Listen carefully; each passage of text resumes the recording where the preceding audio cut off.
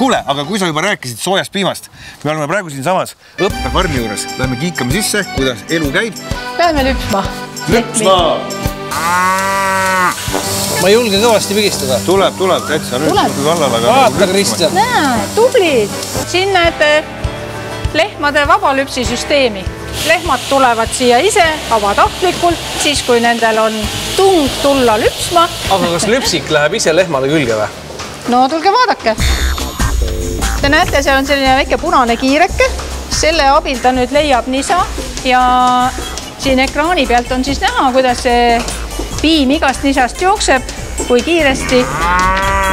Mul on ausalt öeldes tahan öelda, et ka isegi minusugune võiks, no muidugi natuke aega õppida ja siis selles kohas ausalt öeldes võib-olla isegi mingil päev hakkab saada.